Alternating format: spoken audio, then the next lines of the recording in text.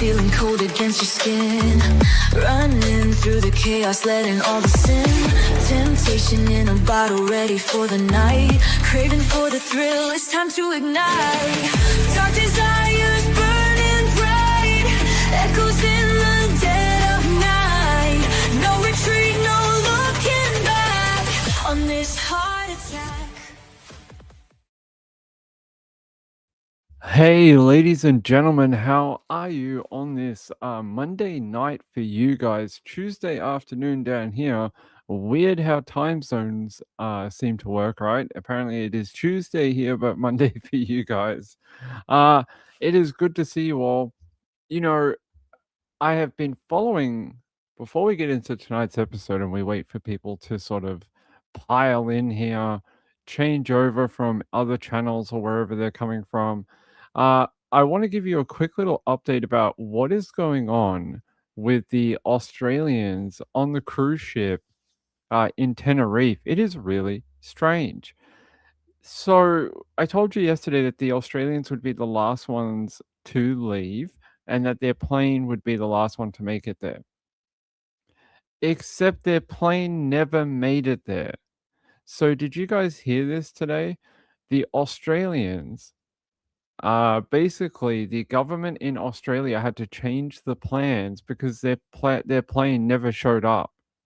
They chartered a plane. It was supposed to fly 30 hours across the other side of the world, pick up these people and take them home. And it never showed up. It never got there.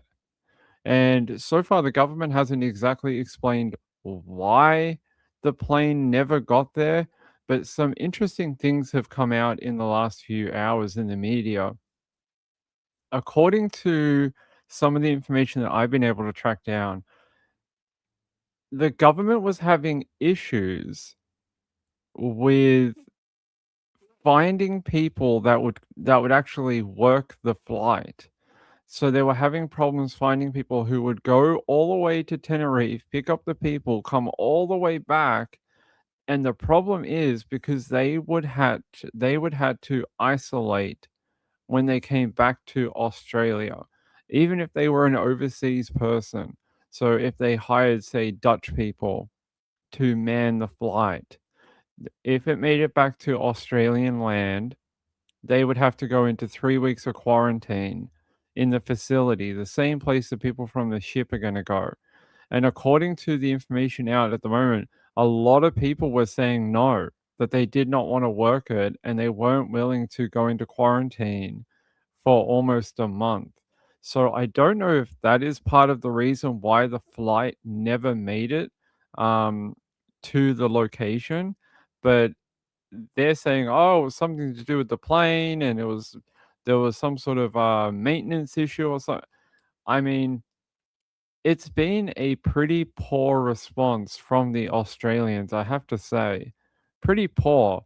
Every other country, and I know they're closer, but every other country around the world picked up their people 24 hours ago. Every country, America, the UK, European countries, everyone else. But Australia just couldn't organize it. There was no other country that we could have got a plane from. We couldn't ask our motherland, the UK, to help us. Very odd.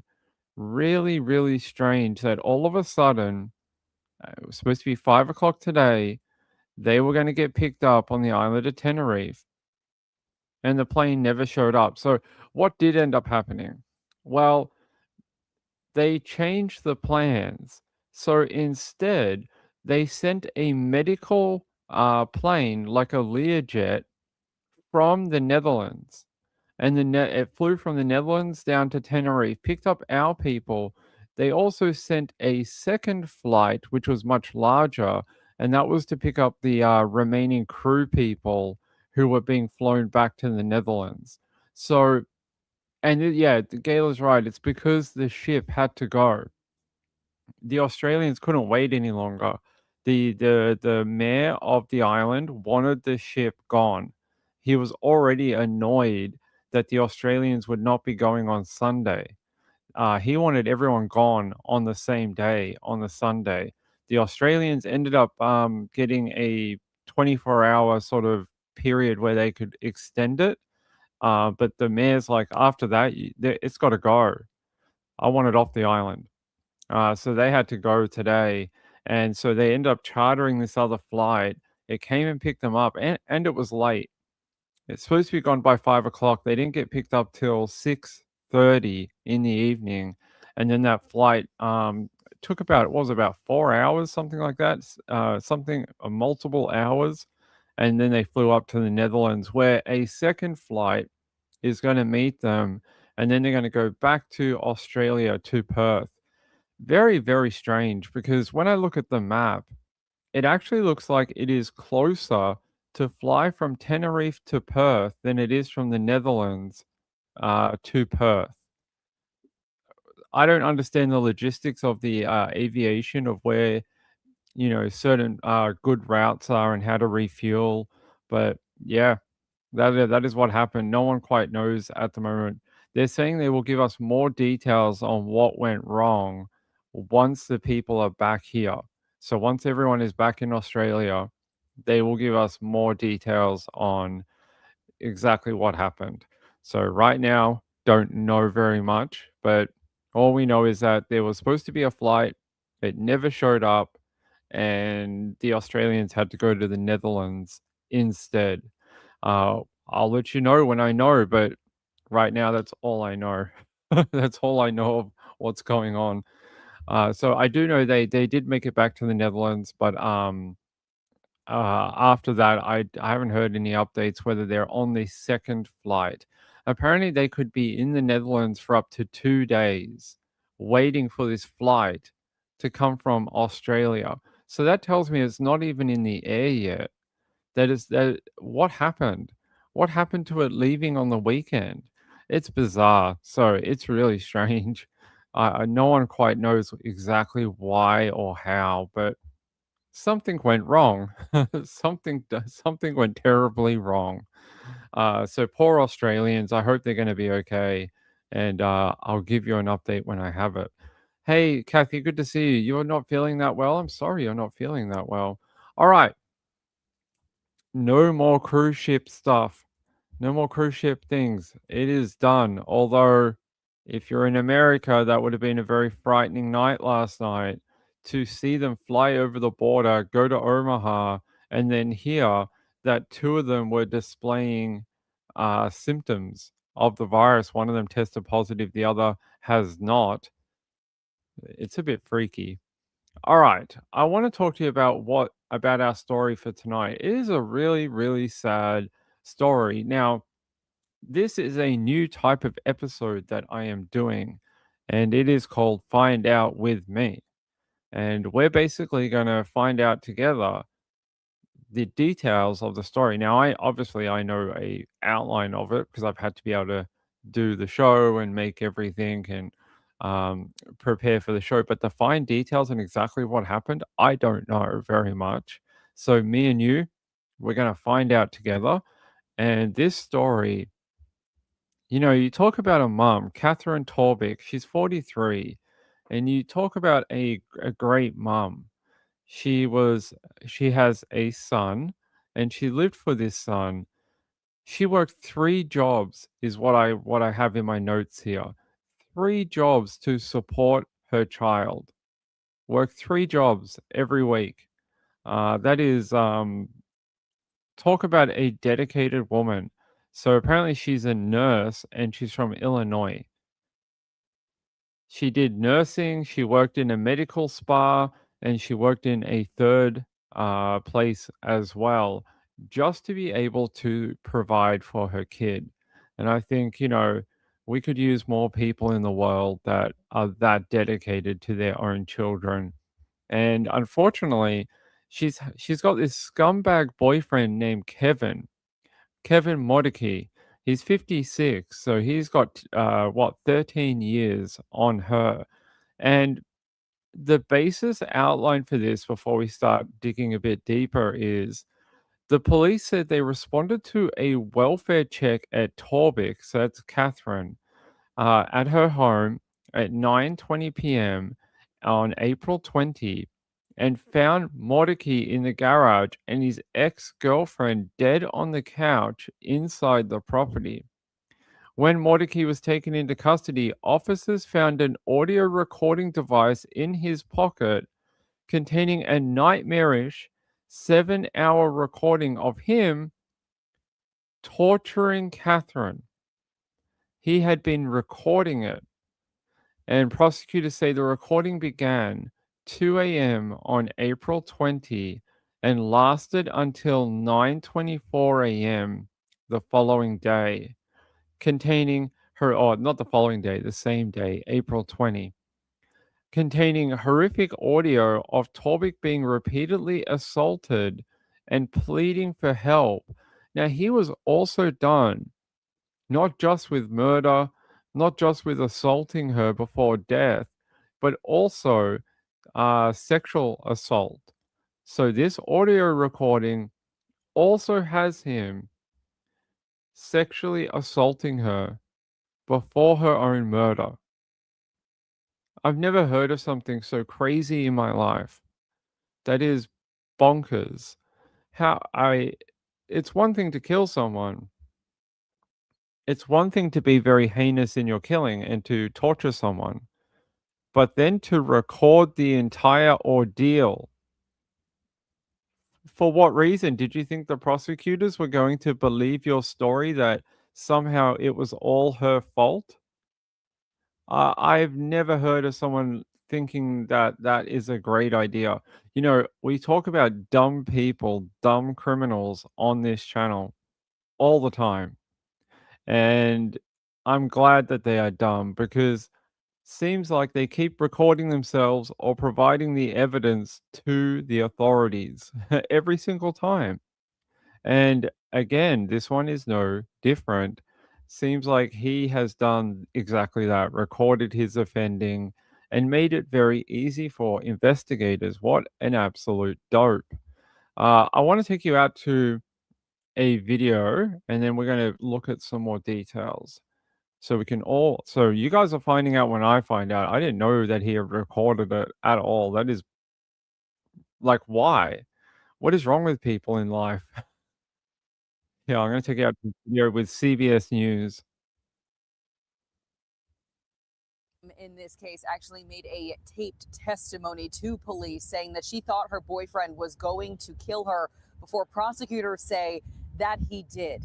We want to warn viewers that the details we're about to share about this case contain specifics about domestic violence. Outside a Schaumburg home, friends left flowers for Katherine Torbick, a mother to a 12-year-old boy who friends and coworkers described as someone with warmth who cared for others, especially her son, working 3 jobs to make ends meet, including at Fox River Med Spa at the time she was killed. The details of her death, according to prosecutors, are gruesome. Read aloud in court as her longtime boyfriend, Kevin Motykie, stands charged with first-degree murder and sexual assault. Prosecutors say they'd been dating for 10 years and lived together when he'd accused her of cheating. One neighbor told us they had not seen him around the home for months, unsure if the pair were still together. Over the course of a 7-hour period on April 30th, prosecutors say Motykie recorded the audio of his crimes, handcuffing, sexually assaulting, beating, and eventually strangling Torbick to death.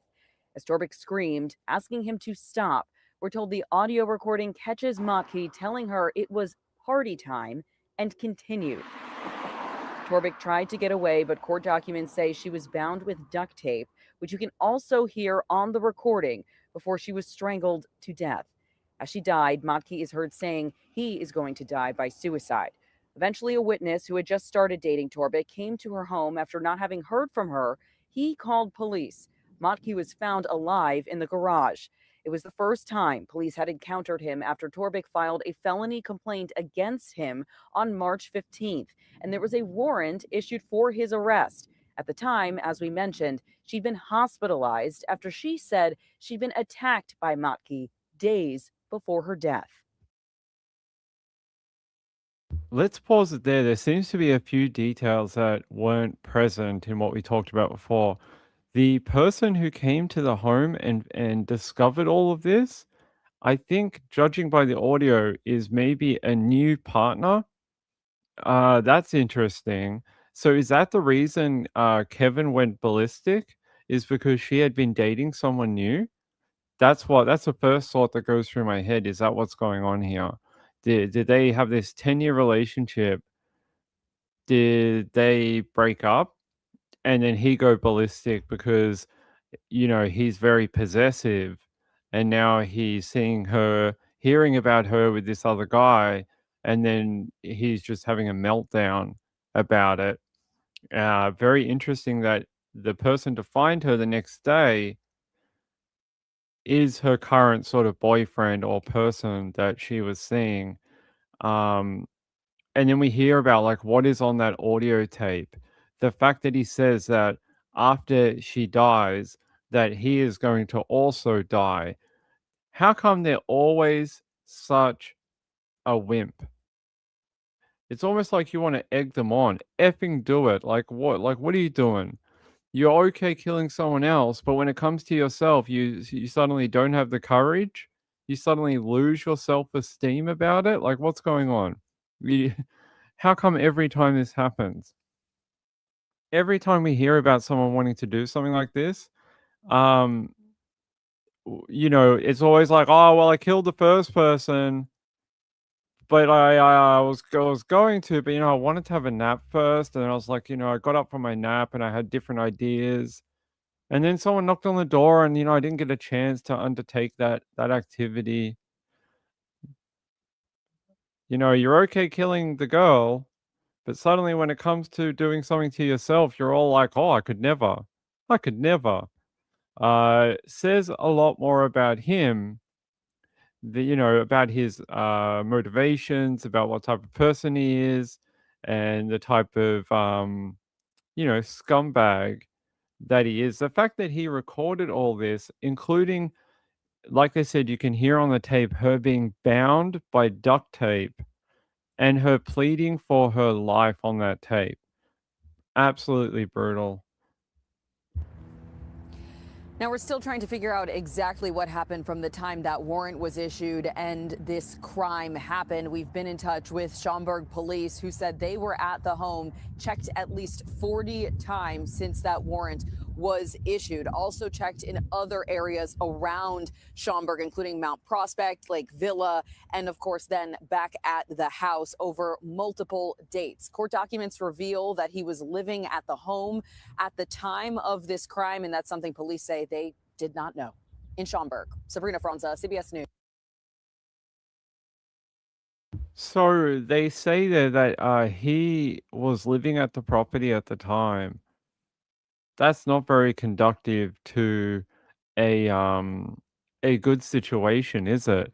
The fact that she seems to have moved on, dating other people. Why was he at the property anymore? Why was he there? That's really odd. Yeah, wait, where did this happen? In Illinois. The town is called Stromberg, Illinois. Skomberg, Illinois. In my thick Spanish accent, I'll put it in the chat. Maybe people local will know where it is. Schomburg? Here we go. That's how you pronounce it. There you go. Down here. Right down here. Down here in the box thing. There you go. Kelly said I lived right next to that area.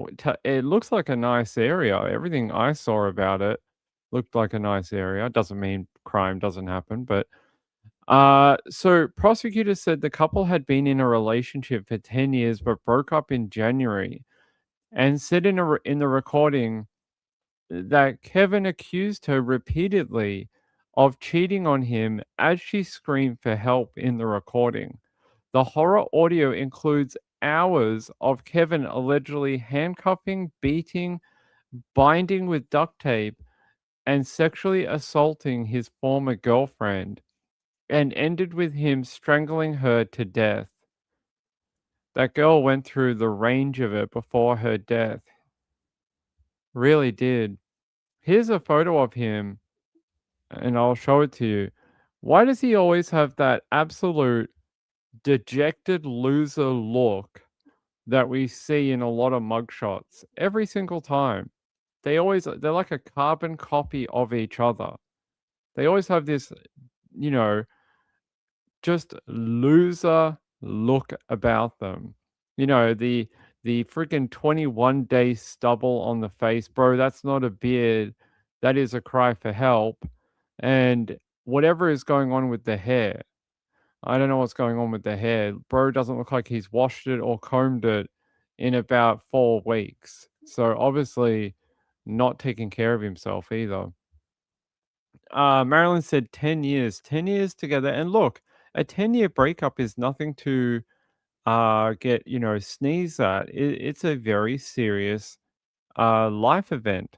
It's not easy to break up a relationship of 10 years, but she seemed pretty adamant that it was over.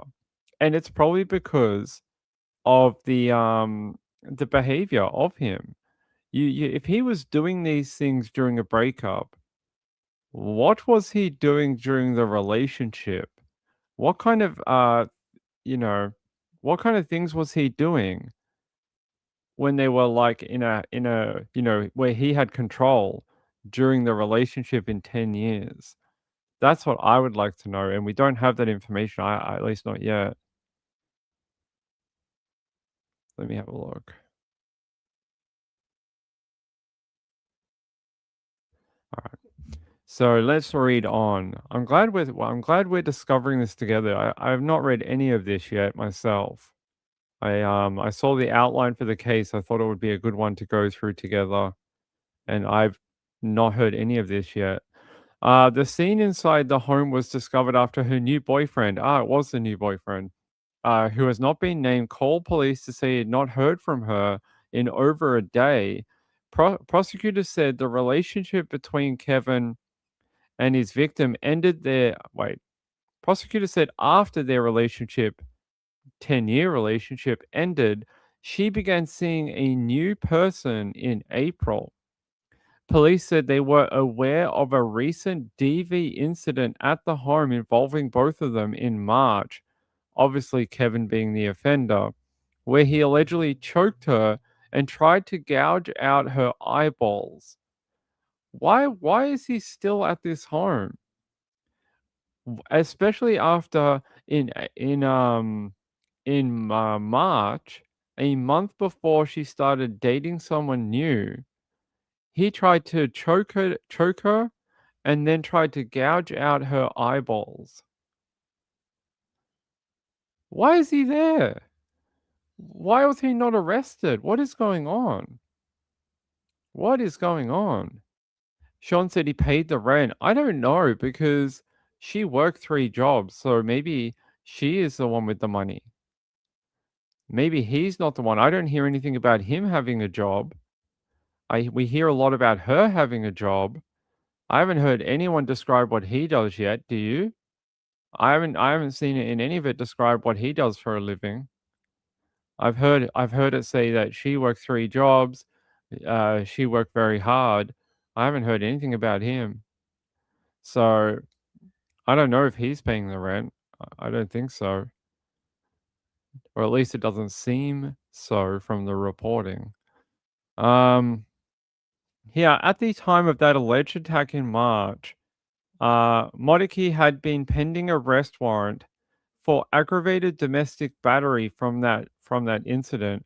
Officers had to force their way inside the home as the front door had been barricaded, and discovered that Motykie still at the residence when they found Torbick's body inside.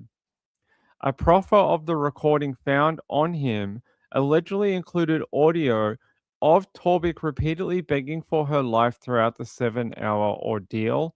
Officers said they could hear the sounds of ripping of duct tape on the audio, and Motykie telling his ex numerous times that he was going to murder her. He allegedly strangled her several times over the night before the final fatal episode lasted just over 4 minutes before she fell silent. After allegedly murdering her, He then said he had to go hang himself and said this will take 30 seconds and think of somewhere happy. Huh. Well, I hope you're somewhere happy now in a freaking jail cell. Someone leave him a bit of rope. Someone just feed it into his cell.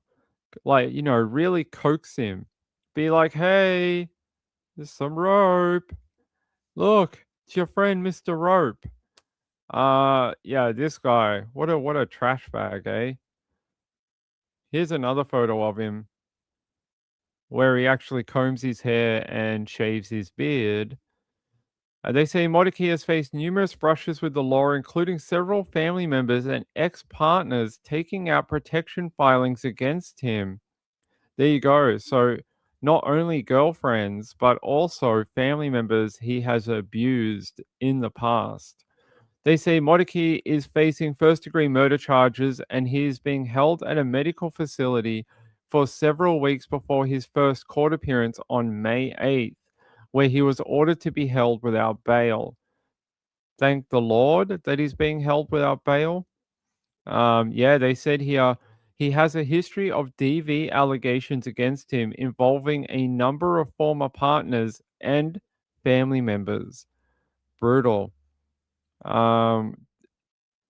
So in the incident earlier this year where he tried to gouge out her eyeballs, apparently she was able to eventually get out of the home, escape to a neighbor's property, and then alert authorities. She was transported to hospital with injuries while warning officers that she believed that he was trying to kill her. Almost like foreshadowing her own murder.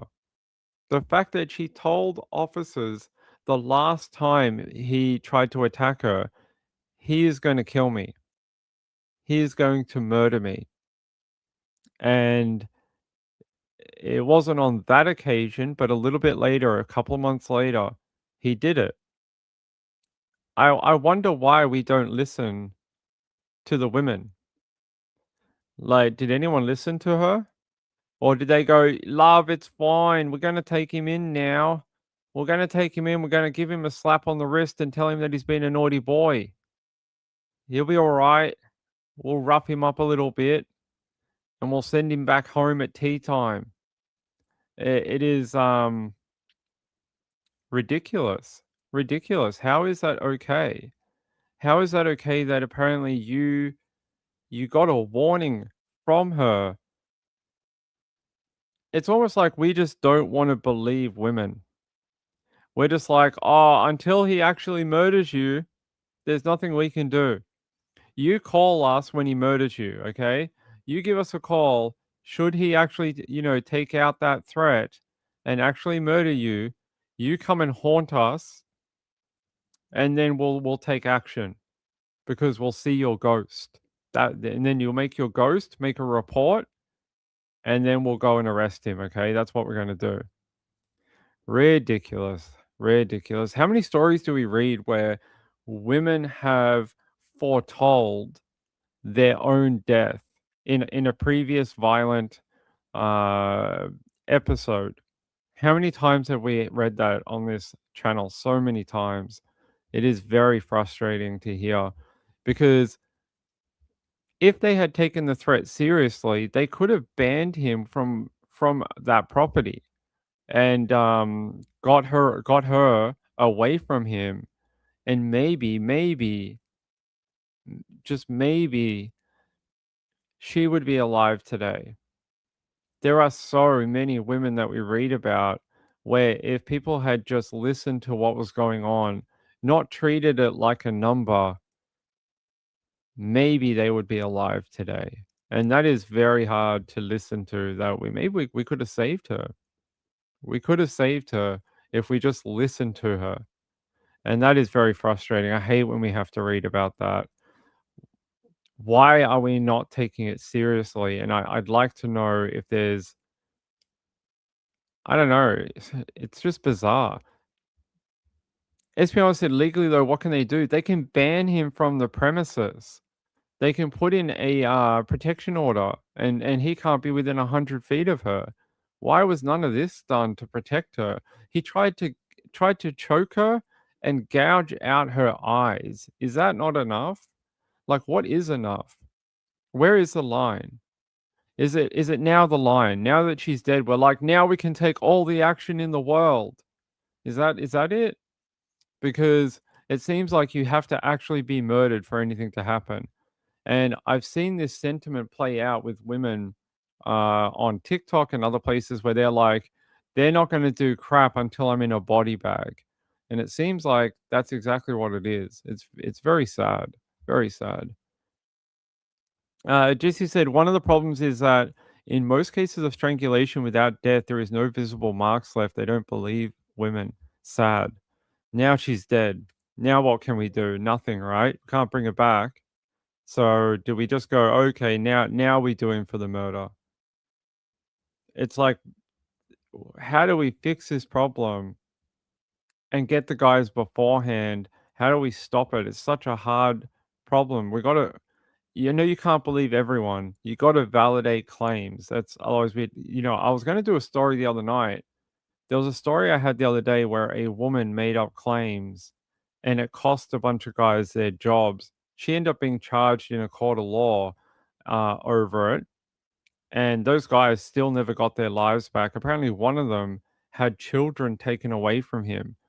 But it is a very small percent of the overall claims against men. Like when we looked at the statistics, right?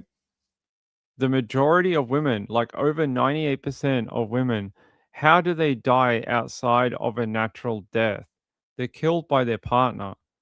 The numbers just break it down, and there's no other way you can look at it.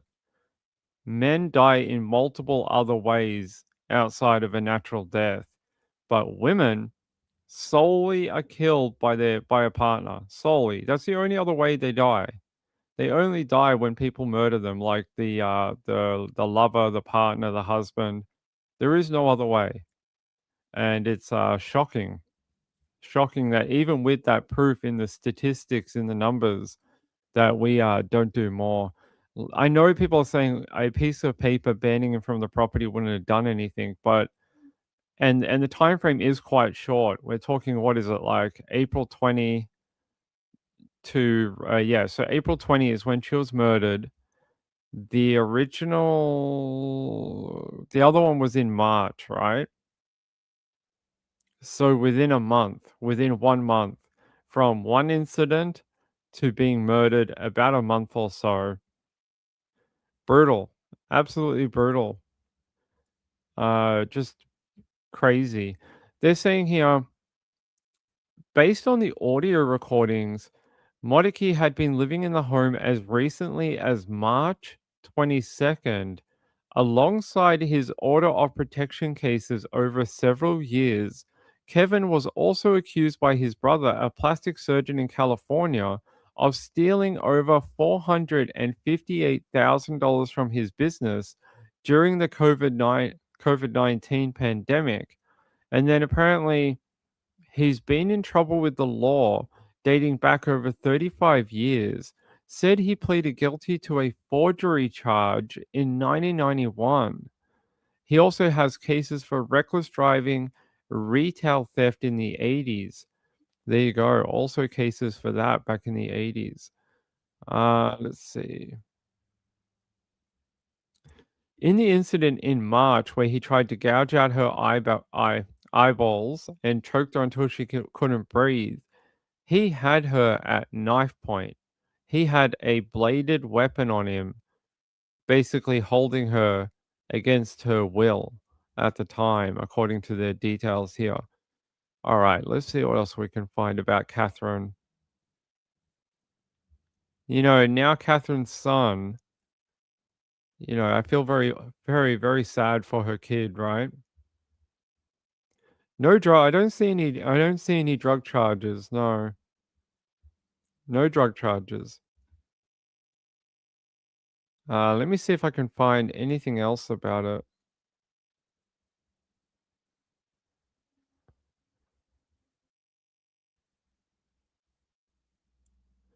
Let's see. I would like to see if we could find those court records, maybe. Let's see. Come on. Everything's really slow. What is going on? Server error. Okay. Server error. Why are we getting a server error on Google right now? I hope our net has not dropped out. I hope we're still here. I hope we're still here with everyone. Chipmunk says, I wonder if he was forcing her to pay off his debt, 3 jobs. Possibly. We don't have very many financials. I wish I had more.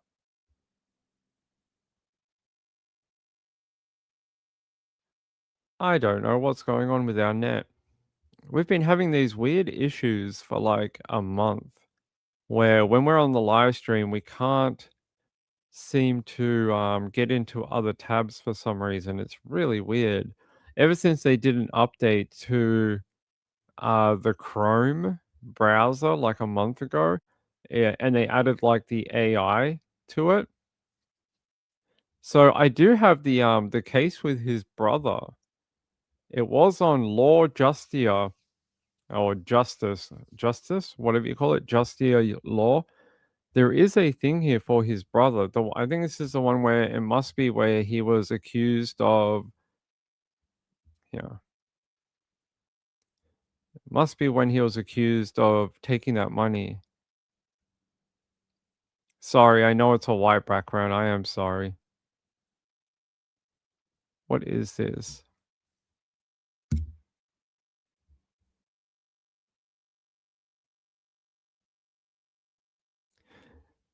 Yeah, Kevin D. Motykie and Gary. So did they say that Gary was his uncle that lived in California?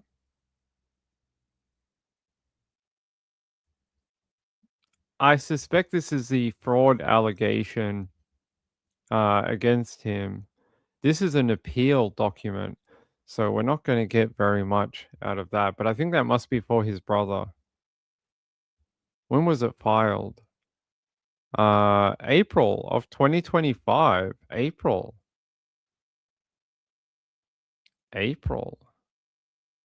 What? When did he kill her? Like in April, right? Hold on, let's go back to our other document.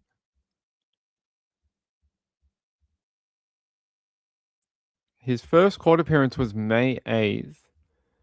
He killed her April 20? April 20. So 5 days after this, this was argued on the 14th, decided on the 15th in Chicago, Illinois, in the appeals court. After this, 5 days later, he killed her. Seems like his life was spiraling at the time. He lost his girlfriend. He's in trouble with this particular case. This one's been decided in the brother's favor for the fraud allegation, or something like that. I can't tell what it is by this document, but if that's the specific case, then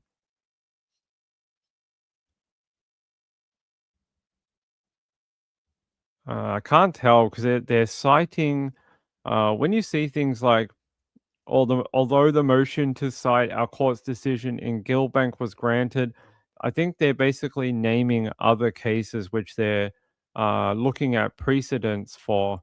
And there's like Rooker versus Feldman doctrine in Gilbank versus Wood County. There's all different things here. You'd have to know what those specific cases are to know what they're talking about.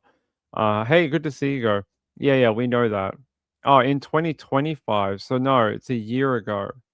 So a year later? Sorry, yeah, we're in 2026 now. I always forget that. I always look at the date, I'm like, yes, we are in 2025. I always forget that we moved to the next year. So a year ago, almost a year to the day. Interesting. It doesn't paint a photo of a guy who's having a great life though, does it? You have this lovely girlfriend, very beautiful. She's with you for 10 years. And then she breaks up with you. Just before that, a year before that, your own brother takes you to court for stealing almost $500,000 from his business. Your life is just going down the gurgler. That is exactly what it seems like. He seems like he's losing control on every facet of his life. Um, I wonder if some of their disagreements and the reason they broke up had anything to do with the fraud charges. Not only that, we also know he's violent towards her, but I also wonder if she didn't want to be um, caught up in like a fraud investigation and didn't want any of her money or assets going to pay for any sort of money that had to go back to his brother. Maybe that was something as well. What a terrible guy. All right, let's see if we can find any more about him. Kevin Motykie, what a piece of crap. Let's not do that. Yeah, it doesn't like it when we search out of like the tab where you right click and then search. It does not like it. It looks like he appealed a couple of times.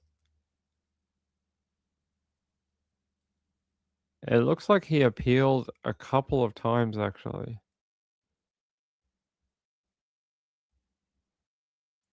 They say the judgment in favor of plaintiff Gary Motykie against his brother defendant Kevin. The court found that Gary and his spa business owned 4 of the cars at issue and ordered Kevin to return those cars to Gary. On appeal, Kevin argues that the trial court's judgment creates an improper piecemeal litigation and is substantially unconscionable. He also contends that several of the trial's court rulings regarding the cars are erroneous for the following reasons, and they say here, um, didn't we hear that that she died? When she died, she worked at a medical spa. Did she work for the brother? Because they say that she worked for, I know the business is based in California, but that doesn't mean that there isn't one in Illinois. Interesting, because apparently Catherine worked for a medical spa at the time of her death, and then the brother just so happens to own a business which is a medical spa. Okay. They're saying here, uh, so apparently Gary hired Kevin to manage one of the businesses, Motykie Medical Spa in Barrington, Illinois. There we go. And he says during the COVID-19 pandemic, Gary could not regularly travel to Illinois to supervise the medical spa, and that Kevin used that opportunity to embezzle funds from the business in 2021. And they say in 2021, before Gary discovered Kevin's embezzlement, the brothers agreed that Kevin would purchase classic cars on Gary's behalf to resell at auction. Using funds Gary provided, Kevin purchased several cars, including 3 Ford Mustang Shelbys, very expensive. Kevin also purchased 2 Pontiac GTOs. Wow. At least one of which was bought using funds he embezzled from the medical spa. Interesting. And you know what's more interesting? When we look at that video, where's that video we played? When we look at the property, do we have that video? There's a classic car, which could be a Pontiac GTO, sitting out the front of the property under a weather thing, like it's under a weather protector. I'll get you a better photo. Hold on. Gotta have a better photo of that.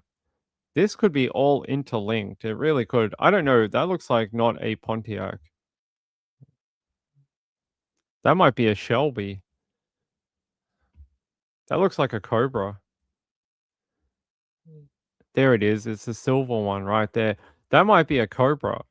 The one, you know, those old Cobras, but it doesn't look like a Pontiac. Aren't they massive? Pontiac GTO. No, no, no. An old one. Not the new one. Yeah, like, the old ones are huge, like, they're massive, they're a really big car. Like, they're an old, 1960, 1970 muscle car, like, they're massive, they're not a little car like that. That looks like a Cobra.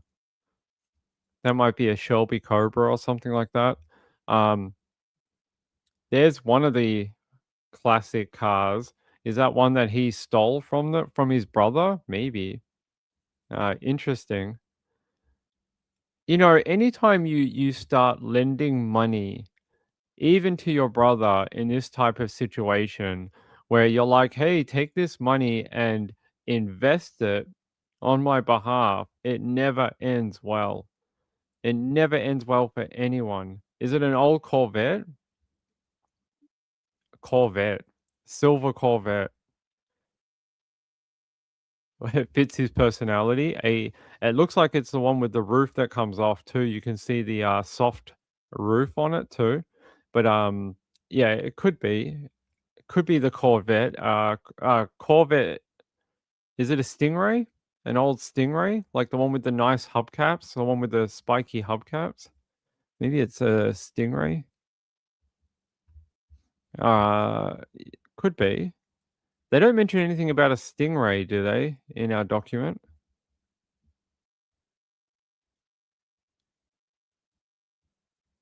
Let's have a look. Apparently, Kevin also bought a Maserati as a business car for Gary to use when he visited the Chicago area.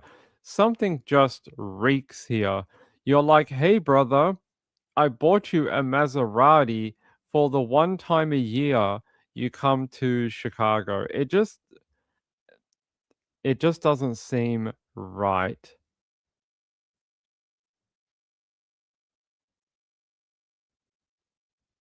Yeah, it doesn't seem right, eh? There's a lot of bad things. You shouldn't even if it's your brother, you should not be lending large amounts of money to your brother. Um, they say here Gary transferred 80,000 to MedSpa's account to buy a 1968 Mustang Shelby, the very first model. I mean, you're asking for trouble. You're asking for trouble. Like you're talking about hundreds of thousands of dollars. Gary transferred another $157,000 at another time, and then, Kevin bought a third Shelby for $157,500. Wow.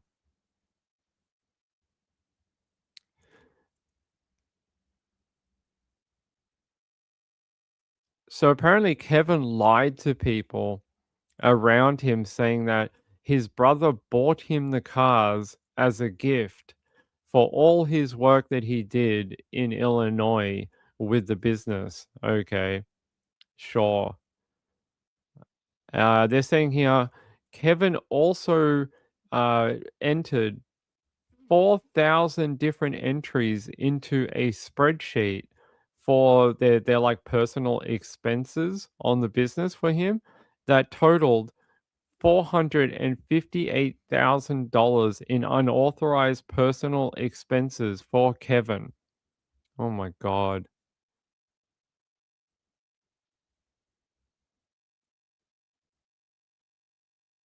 Just seeing here if we get down to a Stingray or not.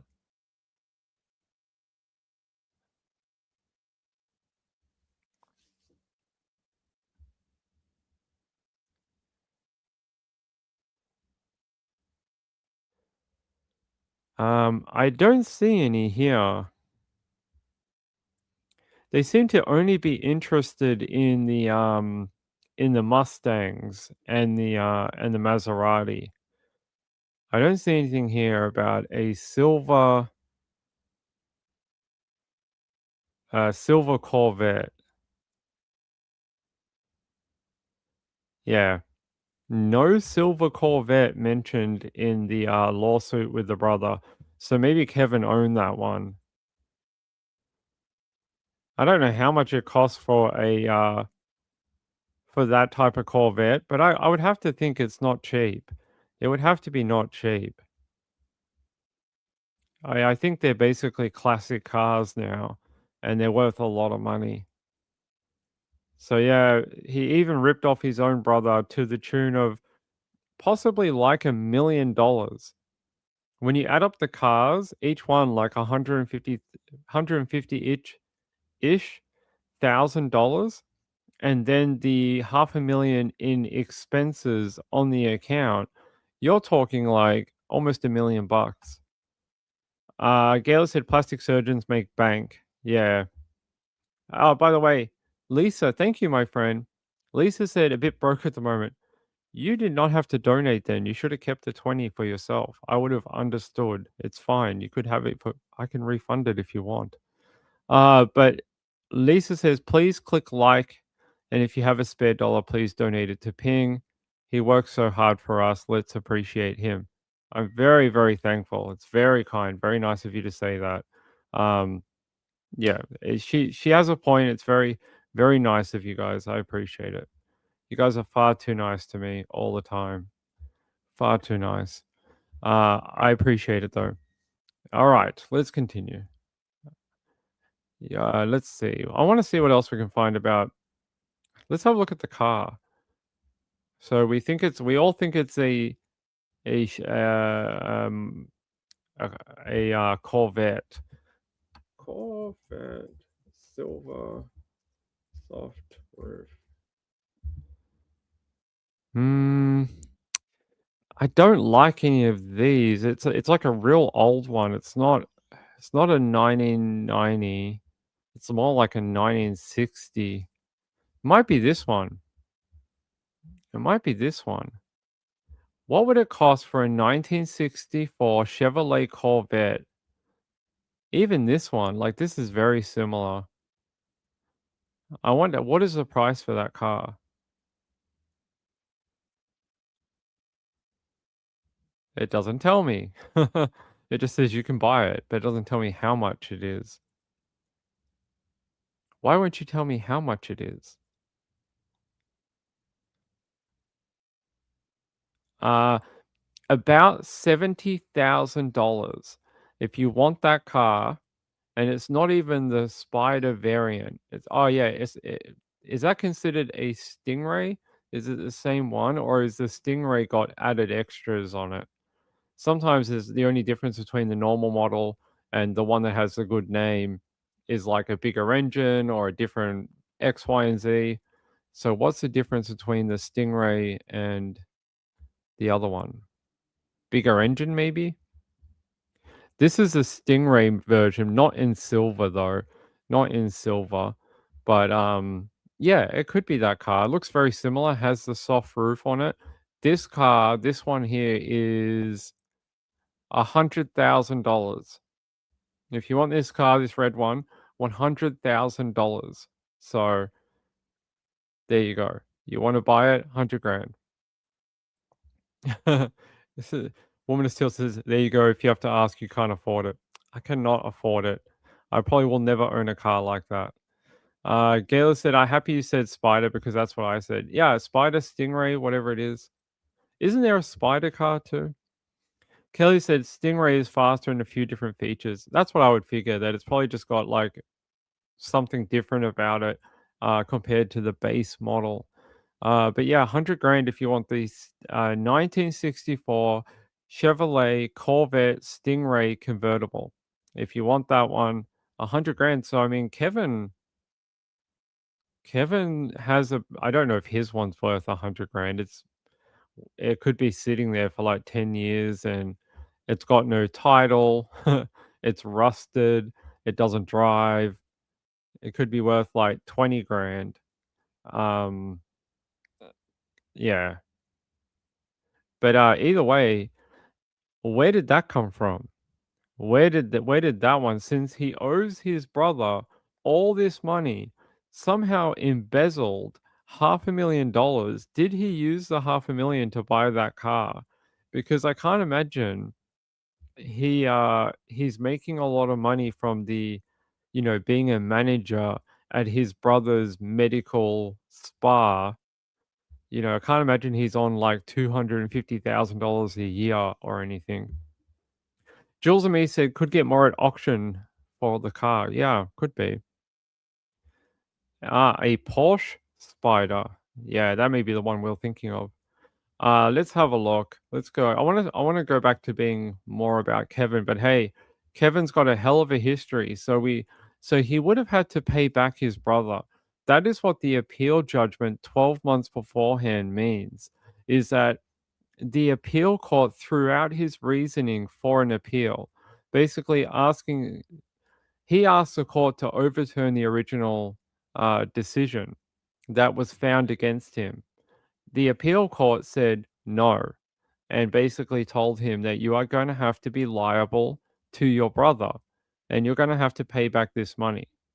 So he would have to pay back. I think they said he had to return the 3 cars and he had to give back $500,000. So not only is he about $1 million in debt to his brother, he also just lost his girlfriend of 10 years. Like we were saying before, this guy's life is just going down the gurgler. He is just losing at everything in life right now. And then his pretty girlfriend of 10 years goes and bangs another guy a month after leaving him. Sounds like, I'm not saying, and we're not victim blaming. She can have sex with whoever she wants to. She is a free woman. Uh, but it sounds like to him, he is losing grasping control on every facet. All the lies that he told his brother, they're all out in the open. So he's not going to be getting this unlimited access to money all the time. As you heard in those court documents, he is basically using his brother's business to keep himself afloat. He's using the company's credit card and bank accounts to basically fund his life while his girlfriend was working 3 jobs. He's taking hundreds and thousands of dollars from the business. Gail said, "What the F was she working 3 jobs for?" Yeah, strange, right? So did he push her to work those 3 jobs?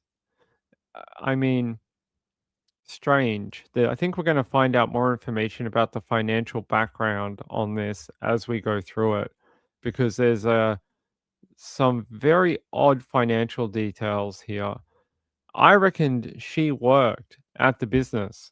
I have a feeling, because why would they casually just mention that she works at a medical spa? Why would they just do that? Or like, oh, she worked at a medical spa.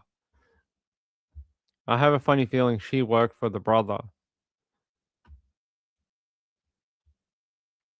Gail said maybe money to get away from him. Didn't work, did it? I wonder who owns the home.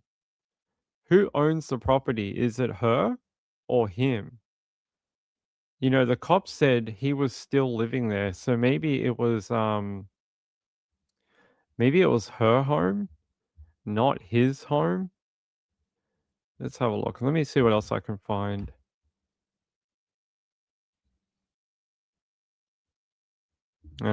Terrible. They're saying here, on the night of April 30, police forced entry into the couple's home and discovered Torbick dead inside with multiple signs of trauma throughout her body. Motykie was found in the garage and arrested. Detectives learned that Torbick and Motykie had been dating.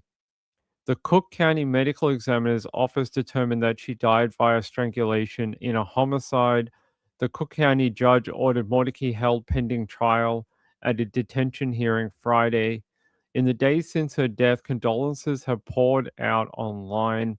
Many people said that she is a great teammate and a friend. People saying they are heartbroken for the family, especially her son, and they're saying it must be unimaginable during this time. The place. Oh, so no, it sounds like okay, interesting. It sounds like maybe she didn't work for the brother. Hold on, who owns this business? Let's have a look. So, why would she work for a different medical spa? Isn't that weird? Who owns this bit? So, there's another one called Fox River Med Spa. Who owns this?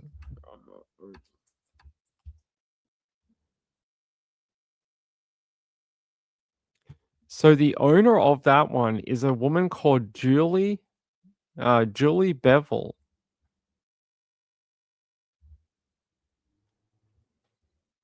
Let me pose something to you. Let me pose something to you. What if a year ago, when that when the appeal was over with, and the brother Gary basically kicked both of them to the curb out of the business, she had to go find a new job. And because she already worked in a medical spa, she went and joined a different team, like a different one that was not owned by Gary. I just have a funny feeling, like, why would there be such a connection to a medical spa? I wonder if she worked there at some point. Kelly said the med spa he was advertising on his Facebook was called Motykie Med Spa. It was also in the court documents. But no, she worked at one called Fox River. So she worked at one called Fox River Med Spa. And that is located at 1543 South Randall Road, Algonquin. I'm probably pronouncing that wrong. Illinois. So Algonquin, is that how you pronounce that? What a strange name for for a suburb. I know it's got historical significance, that name. So where's the medical spa? Let's have a look. Oh wow, it's huge. This is where she worked here. This is the one that she worked at. Wow, what a beautiful area. You know, you guys in America, your strip malls, some of them are so beautifully done. You should see the ones in Australia. They look like they're from the Bronx in New York. They're not this nice. They don't have all this like nice paving and nice car parks and stuff. They look like they're built in the 1940s. So yeah, it's nice. So Fox River Spa, that's where she worked, and apparently the owner's been all over, sending condolences for her family. Algon Algonquin? Okay. Native American tribes, I knew. Uh, Jesse said that one is kind of ghetto. Wow, you should come to Australia and see the ghetto ones we have. Our ones are even worse. Our ones like you worry you're going to get stabbed walking to your car. All right, let's go. Let's see what else we can find on him. I want to find more on her. It's a very sad story. Katherine Torbick.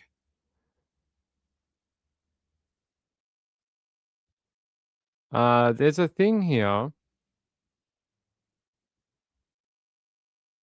Let's go to WGN. It's a very short one, but I think it's important. Hold on. Right, stop. There we go. New tonight, a man's facing first-degree murder charges for the death of a woman in Schaumburg. Details in the story are disturbing. Katherine Torbick was found dead in her home April 30th. Police responded there after someone called 911 because they had not heard from her all day. Officers say she had multiple signs of trauma. The suspect, Kevin Motykie, was found in the garage. Police say he had a warrant for aggravated battery to Torbick. The pair had been dating. Suspect is set to appear in court on the battery and murder charge tomorrow morning. Torbick was a registered nurse.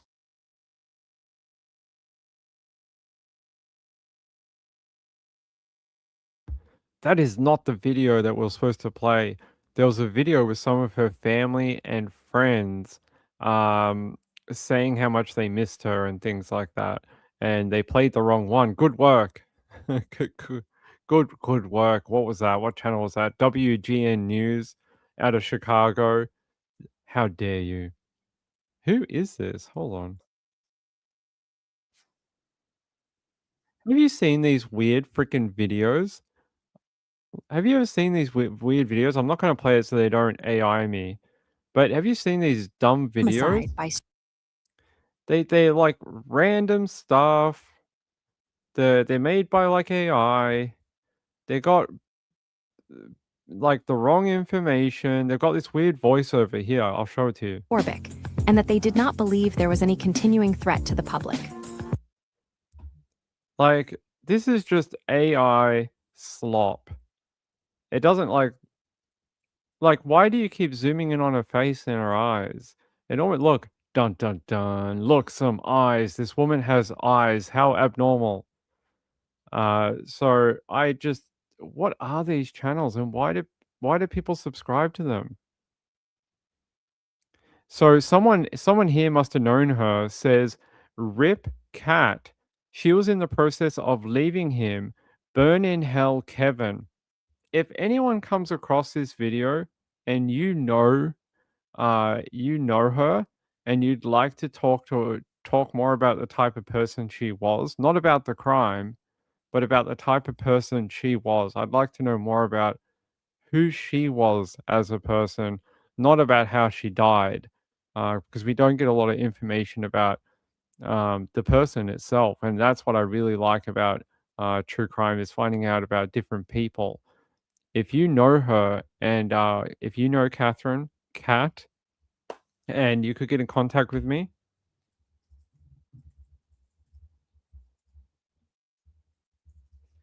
I put my email in the chat, sundaywithping@gmail.com. Get in contact with me, and I'd like to have a chat with you and find out more about Kat and find out, yeah, what was going on, what she was like as a person. How did you go working with her? What was her favorite thing to do?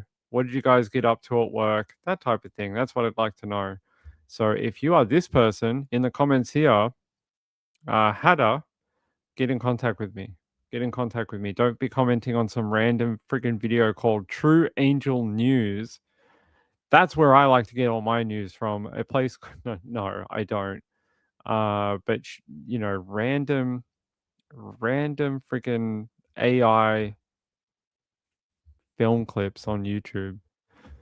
No humanity to it. No anything. Just someone's run it through an AI filter and said, "Hey, make a video." Pretty crap. Let's see. Yeah, she mattered. So apparently the colleagues have been speaking out about her.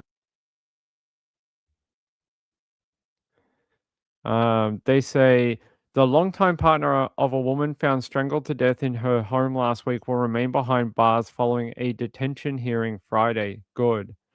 They're saying he has been charged with first-degree murder, 3 counts of aggravated criminal SA. What did he do to her in her final hours? Jeez. They're saying newly filed court documents reveal graphic details about what allegedly led up to the murder. And let's go further down. I want to know about her friends.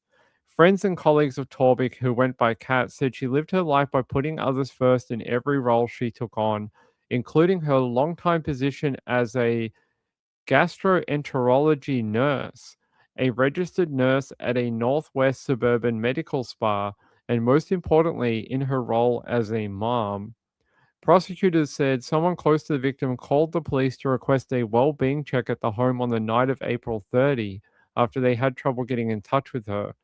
Yes, we know that to be the boyfriend now, the new boyfriend. And what else here? In a post on social media, the owner of Fox River Med Spa in Algonquin said Torbick was a loving mum who worked extremely hard and cared deeply about the people around her and left a major impact on clients and her teammates. They say, "We are heartbroken by the loss of our teammate and friend, and in the short time she was with us, she became a part of our sisterhood."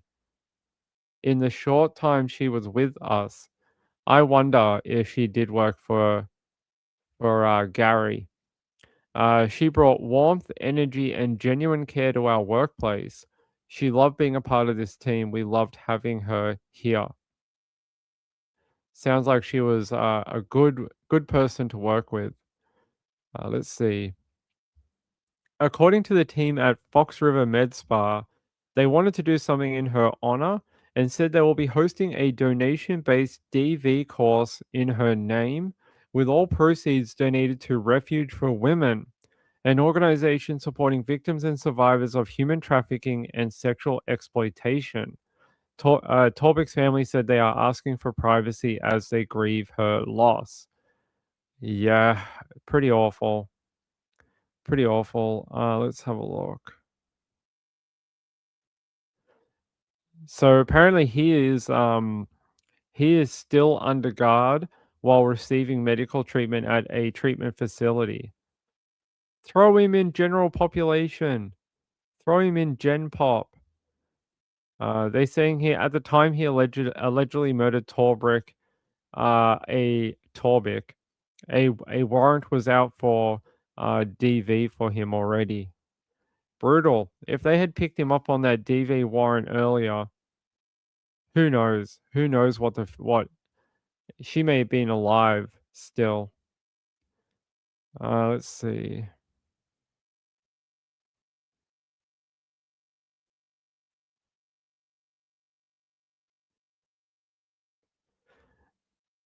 Yeah, they're saying here, that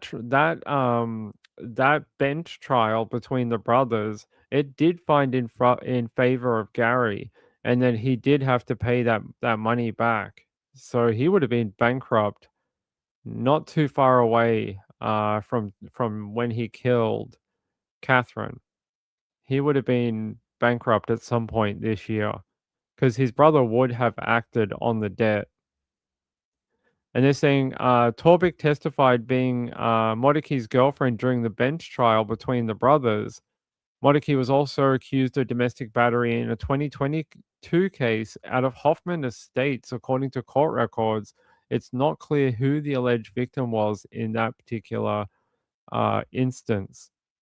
And they're saying here the case was filed in February of 2022. In February of 2022, they were still together. I wonder if that domestic battery out of Hoffman Estates was her. I wonder if that is another time that she had to call authorities because he beat the crap out of her. Because if they were together 10 years, he wasn't living with another woman at that time. I think maybe that was another case where, yeah, he had hurt her again. Brutal. Jesse said no idea if he got charged, but his brother has many accusations of DV as well. All right, let me see. Jesse said potential victims of Hollywood celebrity, plastic surgeon to the stars, Dr. Gary Motykie continue to step forward. So the whole family's just cooked. The whole family's just cooked. Is that what's going on? All right, let's have a look. Dr. Gary.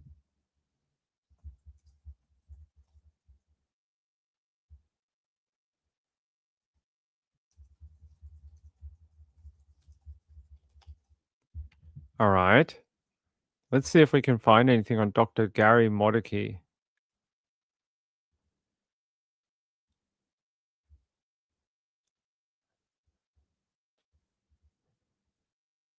Let's have a look in the news.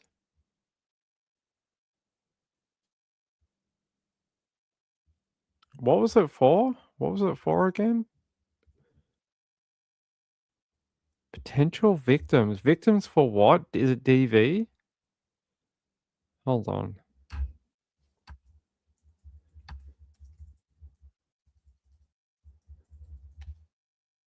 Hmm.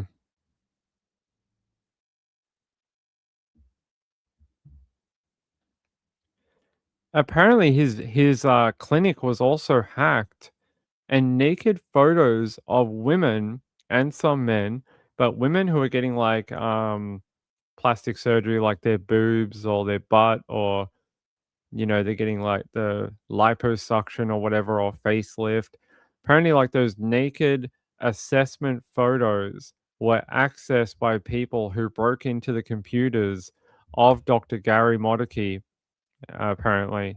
and they got put online. Some of them famous clients who were having plastic surgery done. Pretty brutal.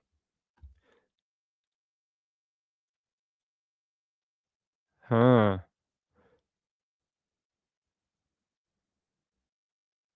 Domestic violence attack? Okay. I don't know who Get Bit Investigates is, but I'll have a look into it. But interesting that it seems to run in the family, that not only are we talking about his brother who just killed his estranged girlfriend, ex-girlfriend, but now the brother who sued him is also got allegations of DV. Seems to just run in the family apparently. Seems like the brothers are just that's what they do. They seem to commit DV.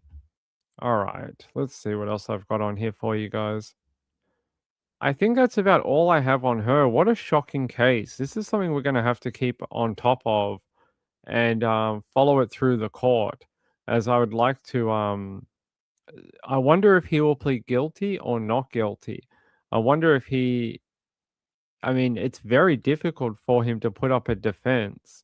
The fact that he recorded it for 7 hours while he brutalized her, tortured her in her final moments. What kind of defense in a court of law can you put up for that? About the only thing you could try is an insanity plea. But I don't think he could do it. The fact that he recorded it might go against him. The fact that some of the things he said on that recording may disqualify him from an insanity plea. It may show that he was of clear mind at the time that he committed that murder. So it would be interesting to see what he will do. Like the bit where he says here, at the end, after he killed her, strangled her for the very last time, and she finally died after being strangled multiple times throughout the night and sexually assaulted throughout the night. He says, I've got to go hang myself. Well, doesn't that show that the client knows right from wrong and that knows that he has done something that is it's almost like a fatal move in a insanity plea.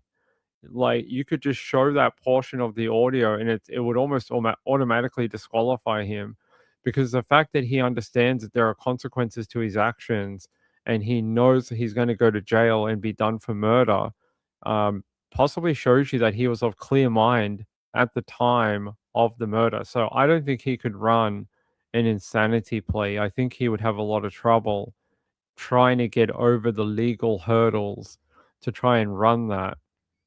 Let's see. What is it? Apparently, at the time of his arrest, when officers found him inside the home, he was high on lorazepam and hydrocodone. Apparently, he was slurring his speech and later admitted to taking those two tablets. Interesting. So he's back in court May 29th in a couple of weeks. So we'll have to wait for then. We're going to have to wait for a couple of weeks to find out what he's going to plea and what is going to happen next for Kevin. What a loser this guy is. What an interesting case though to kind of go through together. The fact that none of us knew anything before the start of tonight's show. You guys will have to tell me if you like this format. Do you like this new format of find out together? Like find out with me? Because normally I know all the answers and I've already researched everything for like multiple days, hours, and I know every bit of information mostly. You guys will have to tell me if you like this whole discovering things together as a type of show that we can do on the channel. I'm just trying to see if we can find anything else from Chicago in relation to it.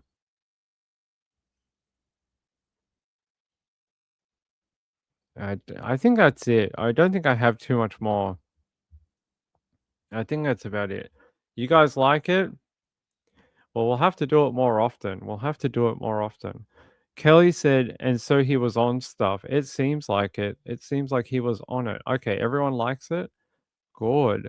Okay, we'll have to do this more often. Yeah, I didn't know anything about this. I thought it would be interesting to try this dynamic and see if it was better than me just telling you all the information where we could learn about it at the same time. All right. Huh? What's this one? Ah, all right. I got another story I want to take you to. A woman in Queensland has been found not guilty of murdering her own son after prosecution claimed that she gave the child a drug laced smoothie and killed her own child. Well, she was found not guilty by a jury the other day. And I wanted to bring this to you because the court in court, it was wild, the fact that she was cleared of this charge. So I want to take you out there and give you a look at it.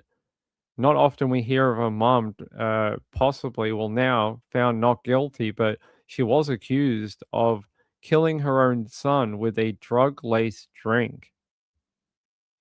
Good evening. Marie Crabtree is tonight a free woman, walking from court after being acquitted of killing her son Jonathan with a drug-laced fruit smoothie. The jury returning their not guilty verdict this afternoon after a 6-week trial and days of intense deliberation. This is one of the last photos of 26-year-old Jonathan Crabtree, arm in arm with his mother Marie in July 2017, hours before she found his lifeless body at their Maudsley home.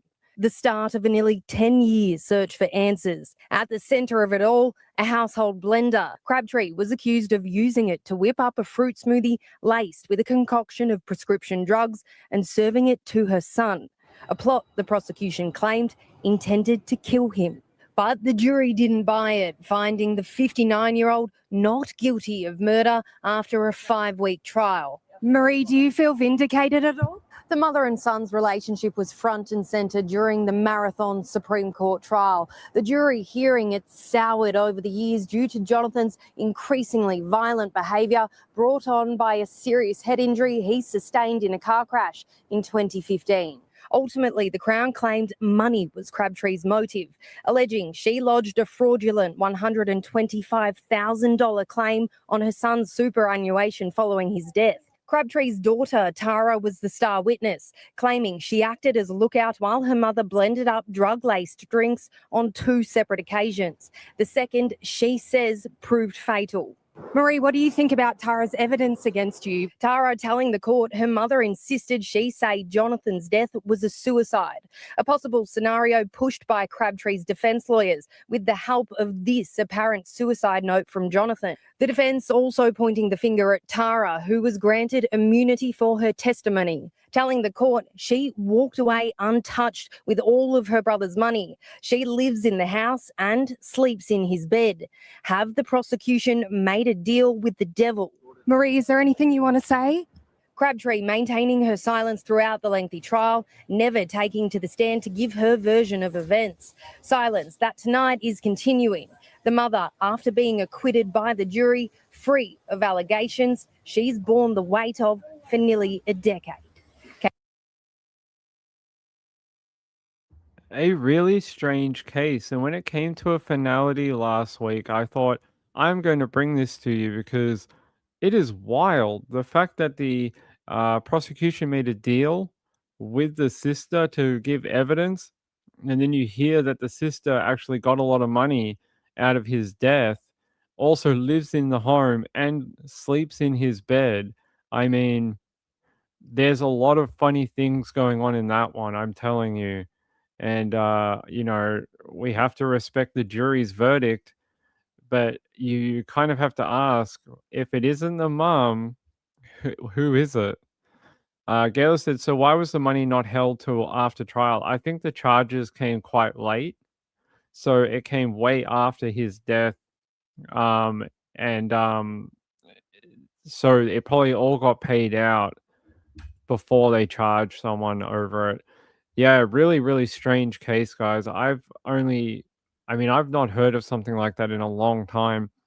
But they were accusing his mum, Marie, and she was on trial in the Brisbane Supreme Court, accused of killing her 26-year-old son, Jonathan, with an OD of, the pills at the family's home on July 19th, 2017, before making that $125,000 insurance claim. The jury on Monday returned its verdict of not guilty to all charges, including attempted murder and fraud, after deliberating for nearly 2.5 days.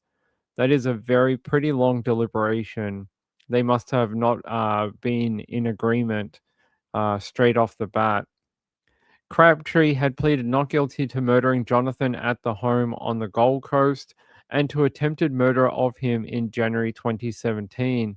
They're saying here, Justice Martin Burns formally acquitted Crabtree and discharged her from the dock, telling the jury they had made an enormous contribution to society after a very difficult period deliberating. The justice said, "You have my thanks, and thanks to the court and the community." During the 19-day trial, jurors heard competing claims that Crabtree either killed her son for financial and personal motives or was being falsely accused as part of a revenge plot by her own daughter. Well, it seems like to me that the prosecution and the defense muddied the water enough that the jury couldn't figure it out properly. So they had no choice but to find her not guilty because, yeah, they basically threw so much mud into that clear water that the jury couldn't see anymore. And I think that's basically what happened. And they're saying here, the defense barrister Angus Edwards argued there were three other possibilities for Jonathan's death. They're saying that he died of a drug OD. We know that he was a drug addict. They said, was it S word or was it an accidental OD? The court heard Jonathan had tried to do that multiple times using different methods over several years while his mental health deteriorated after he suffered a TBI in a car crash.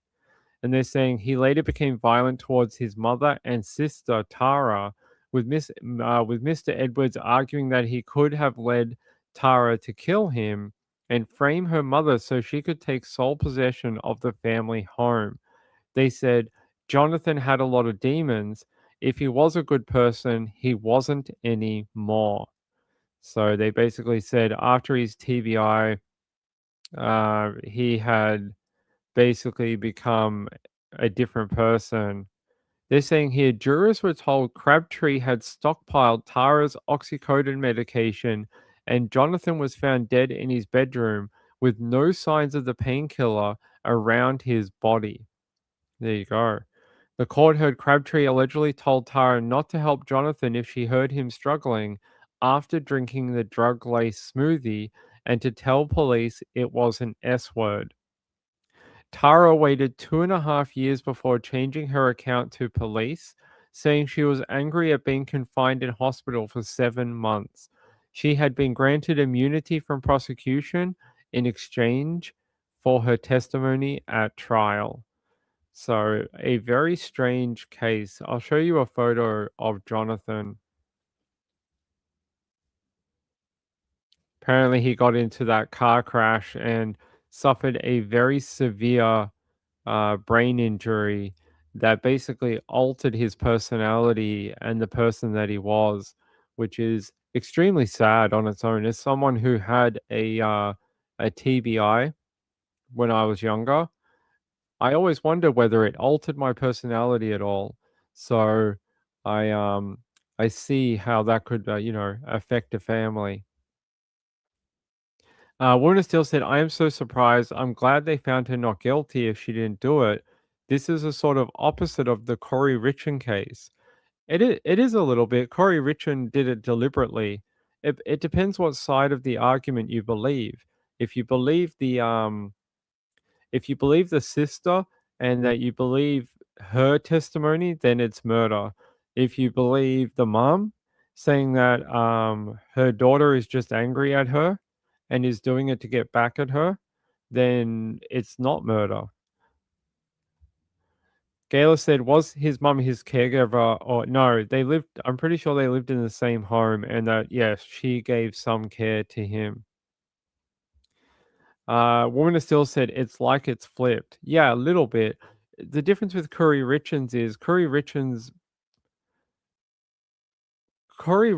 did not have really an alternate motive. Or the death of her husband did not really have too much of an alternate explanation. He was a mostly healthy guy. Yeah, he had some issues, but I don't think they were as severe as what they're talking about in this particular case. Um, Corey's sort of thing, she felt trapped in her life where she was looking for the exit, basically the eject button. She was looking for an eject button for a life that she felt trapped in, and the only way she saw that exit was to kill her husband, and that's what she did because she didn't want that life anymore. I think that was detailed pretty well at the trial that she was, but yeah, yeah. Yeah, she was also in a lot of debt. That too. Yes, so she could get her money, but a lot of her sort of problems stem from the fact of her mental health. Like if she'd worked properly, done things properly, she may not have been in as much debt as she would have been. She reminds me of someone who's very manic and depressive because she sort of goes on these manic highs, does all this stuff, wastes a lot of money, be very careless with things, and then she comes down and gets super depressed for a long period of time about what she's done. And then she gets out of that depression, goes back up again, goes through her manic period, wastes a bunch of money, screws up her finances, does weird things, and then comes back off the roller coaster again. Kelly said, Corey was amazing at business in her head, but not in real life. I think that's part of the manic. I think in her manic mind, she was all like, I'm the superstar. I'm the best. Look how good I am at my job. Look how good I am. I'm a millionaire or whatever. She wasn't really a millionaire. But yeah, I think that's what I saw at the trial anyway. Not that it excuses any of her actions. I actually think what she did to her partner was basically a way to cover up her own failings. That's what it was. She didn't know another way of fixing it all. So yeah, she deserves where she is at. And the jury in that one did a very good job. They did a very good job. Yeah. Kelly said she was a negative millionaire. I think she liked to think of herself as a millionaire. She was touting it to people that she was going to be this super rich person and she was going to invest all this money. What's crazy is if she had put half the effort that she did into her husband's death and the book after to something when he was alive, she may have made her millionaire dreams. But she invested that energy in the wrong way. She used it in the wrong way, and it ended up leading her to end up being in jail for the rest of her life. If she had just sort of done this in a different way before deciding to kill her husband, she may have got there eventually. But the fact that she only seemed to find her sort of groove after he was dead is concerning. Very concerning. I know. But that doesn't mean it doesn't mean you're not talented or not. That's a business thing, right? I mean that's what I'm talking about. Like if she had just invested this sort of energy into it before he died, maybe she could have made some money. Maybe she could have developed things. Maybe she could have brought her ideas to the world, but she just looked for the shortcut every time. When you look at that evidence, everyone gave evidence that she's lazy, that She looks for the easiest way out every single time. She doesn't know what hard work is. Like, she doesn't understand what investing time into something is. That's very, that's very telling. Warner still said, I think both of these juries were amazingly smart. A lot of juries pretty clever. Yeah, the book was pretty bad. It was. I can't believe the local TV had her on. For what reason? Tharvey said Patty Duke was bipolar. I think well, it's pretty common. There's a lot of people who are, and there's a lot of people who are bipolar and they don't hurt anyone. So it's not doesn't mean because you are bipolar you're going to go murder your husband. I just think it explains some of her actions with this sort of roller coaster up and down, and you could see it in the evidence where she'd go into like these deep depressions for like 4 months or something. Then she'd come out of it all like hyperactive and ADHD, and she'd be like blah blah blah blah blah blah blah. Then she'd be like trying to figure it out and do this and do that. Then she'd make all the wrong things, and then her life was like a roller coaster of bad decisions, and they were all brought on by her. So she basically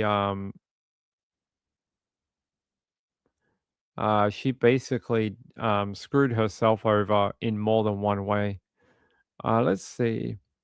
Oh, did you guys see this out of California? Just before we start winding up for the night, there was a mayor in California who basically just came out as a Chinese spy, a pro-Beijing propagandist, and that is Mayor Eileen Wang. So that's Arcadia's mayor back in not anymore. She's just got in a lot of trouble. I don't know if you guys have seen this, but she got charged with acting as an illegal agent for China while being the mayor of Arcadia. Brutal. I know it's not a well, it is a crime. Oh, give me a second, guys. That did not work.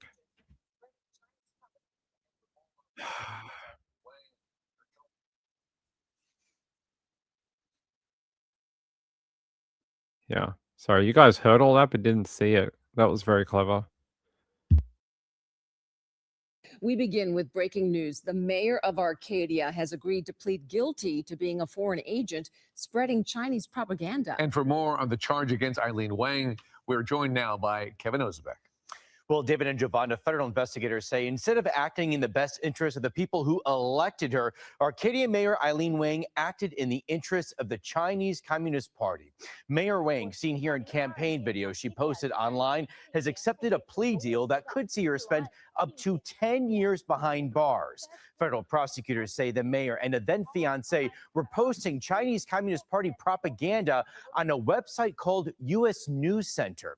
According to court documents unsealed today, Mayor Wang received and executed directives from PRC government officials to post pro-PRC content on this website, and sometimes sought approval from PRC government officials to circulate other pro-PRC content. The website that we're talking about looked like a standard news website that got a lot of traffic in the community. If you signed on, it looked kind of like the CNN website, does, with lots of different just regular news updates. And then we hear about these people that think there's like a grand conspiracy of China trying to infiltrate American political things, and there you go. It shows you that it does happen. Not that we shouldn't trust all Asian people or something, or all Chinese people. That's not true, but it shows that some people will always be faithful to their homeland, including when apparently they are acting as the mayor of an American town, which is, I don't know how you get a bigger breach of trust, really. It's shocking, really is. And it could be from any country if it was, even if it was, say, someone from the UK acting in the interest of the UK and not for America and Arcadia, it would be just as shocking. I don't think we should signify it just because it has the word China in it. It would be any country that would be attached to it. Even Australia, if there was an Australian mayor, a guy that came from Australia and was mayor in California, and he was like, "Hey, those Australians, you should invest in all their business." Like we would have a problem with that too. That's not okay either. So I know, but I just thought I'd bring it to you because I don't think I've ever heard of something like that before, where someone who was a current, not retired, someone who was current in the political sphere, actually serving as a mayor, was serving a different country. You know what's funny? This is the photo that they put up of her, in her campaign stuff. This is the photo they put up of her, and you go, oh my God, what a pretty Chinese lady. Oh my God, so pretty. This is actually the woman that they elected. I'm going to show you her photo. This is actually Elaine here. This is actually her. Looks nothing like her photo. I hear the Catfish theme music playing in the background. I hear the MTV show Catfish playing in the background. So that is apparently her, not the other one I just showed you. That is not her. Isn't that brutal? Like they're like, apparently they used this photo on all her campaign documents, all of them, and it's not her. So apparently that's what they were trying to do. They were trying to give people this glossy version of who she was. It's pretty funny. There, I'll take you back to it. There's the original. I don't think it looks anything like her at all. We're gonna have to get the guys from Catfish to come down here and sort this out. Come out of retirement. Jesse said, in Vancouver, Toronto, and Montreal, they set up secret Chinese police stations. They also did that in America. There was also secret Chinese police stations in the US as well, not just in Canada. They also had it around the United States as well. So yeah, if you want to follow that story, you're into that type of thing. I'm not a big political person, but I just thought it is interesting that they would do that. And imagine if you elected her, right? And you've never met her before, and this is the only photo you saw on your campaign documents, and you'd be like, "Oh my God, yeah, okay, I'm part of the Asian community in Arcadia. I'm gonna vote for this young person that will help us tonight." And then you, then this is what you get. You get this. I don't think you could even think they were the same person. They look about 15 years in age difference. Not even the same. Kelly said, I knew politicians were shady, but this is a full bait and switch. That is true. That is true. Mail order. I don't know if they mail ordered her to the US, maybe. So, yeah, there you guys go.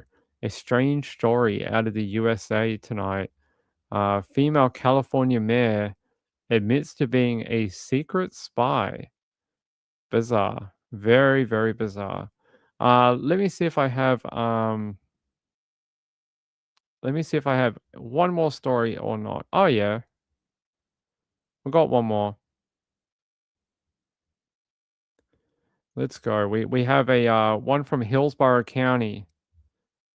And anytime we can get someone arrested from the 1970s who deserves to be in jail, I'll take it. So apparently, DNA links Florida man in the Philippines to 1989 child abduction. A U.S. suspect held in Southeast Asia after genealogical DNA identified him in a Tampa area case involving a 7-year-old child. They're saying the man accused of kidnapping and essaying a 7-year-old girl in Florida in 1989 was recently arrested in the Philippines. Of course, he was in the Philippines, the sort of center of child exploitation everywhere. That's not good. Hold on, guys.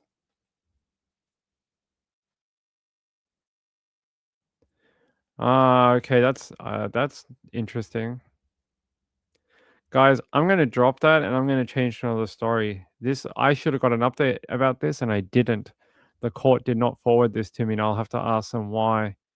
Isla Belle manslaughter charge dropped against man accused of killing Melbourne teen and hiding body in the in a fridge. Marat Ganeve will instead be charged with attempting to pervert the course of justice over the death of 19-year-old whose body was found in a tip. They say prosecutors have withdrawn that manslaughter charge against a man who has been accused of killing the 19-year-old woman and hiding her body in a fridge. Why did they said he was originally charged with murder, but that was downgraded to manslaughter as the case entered the Victorian Supreme Court. Crown prosecutor Jeremy McWilliams on Tuesday told the court that the manslaughter charge against him had also been withdrawn. He will instead be charged with attempting to pervert the course of justice, with a fresh indictment expected to be filed later on Tuesday. A new trial date is yet to be set, but a summary of the allegations will be served to the defense within the next fortnight. They're saying E.L. Yaffe was also originally accused of assisting an offender and attempting to pervert the course of justice in relation to Bell's death.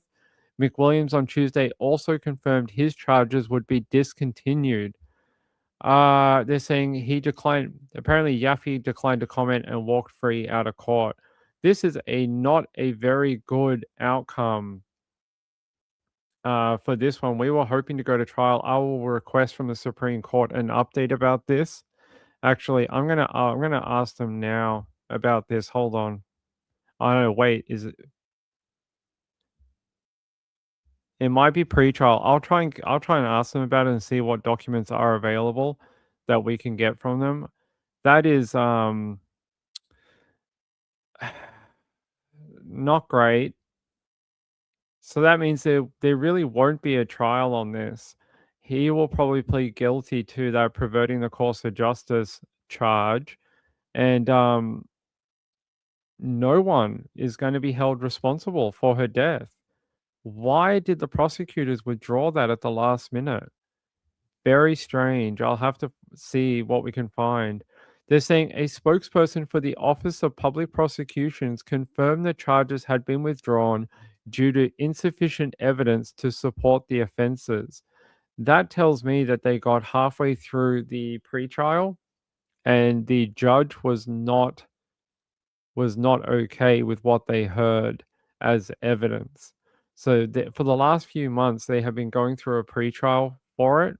There have been a couple of hearings over the last few months, and I suspect that maybe they were getting ready to file a brief of evidence, and maybe the judge was like, there's just not enough here. And they're saying you're better off withdrawing. Damn. Where do you go from here for Isla Belle? I mean, that is very sad. Very sad. I don't know. I really don't know about that, where we go from here for her. That is a very sad outcome. Sorry, I'm sort of out of words on that. I was really hoping to go to this trial. The fact that this happened in my area meant I was keeping an eye on it as it went through the court. I hadn't been attending any of this pre-trial because it was so early on. They had only made their first appearance in the Supreme Court in November. They had one other hearing, I think, in December, and then there was one in late February, and then there was a couple over the last couple of months. But they hadn't even really got into the 198B hearings that much. So Gail said, oh, that's something else. Yeah, her poor family. That's a terrible update. Damn. I don't know what to do with that.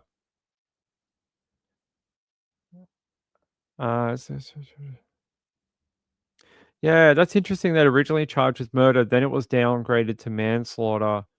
Now it's being basically being any charge of being involved in her death is now gone. They are withdrawing all of it. The only one they are continuing with is the charge of attempting to pervert the course of justice. Why? I don't know. I'll have to wait and see if we can get any documents for it. That is also pretty crap.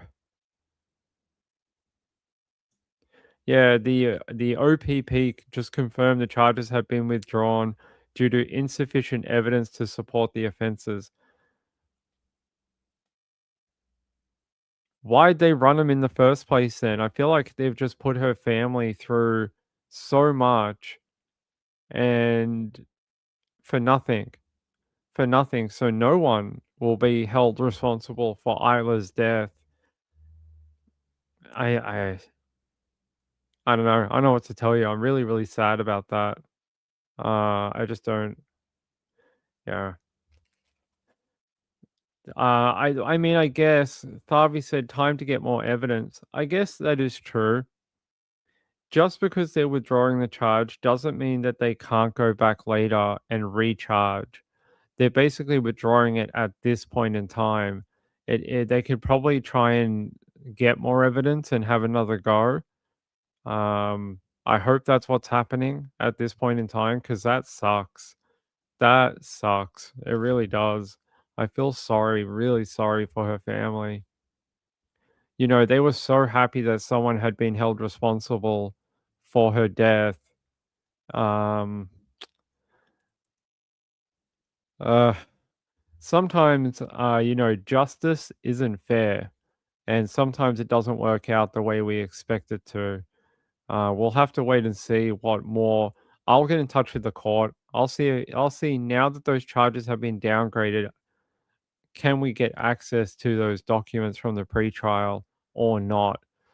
Maybe yes, maybe no. Depends on what the judge. Maybe no, because they're still going to go to trial on the perverting the course of justice charges. But I'll see what the court has to say.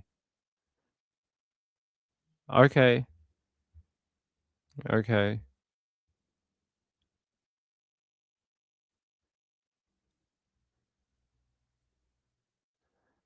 I see it.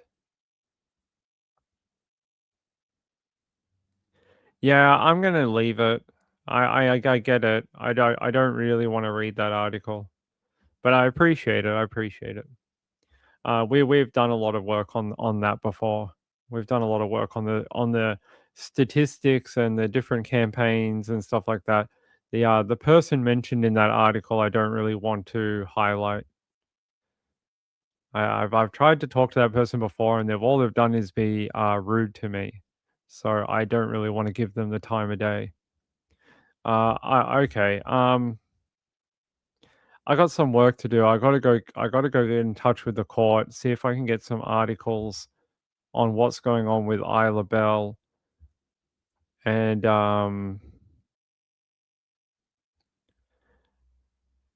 yeah, she's very disappointed over that. Very, very disappointed. You know, how can you get how can you get into a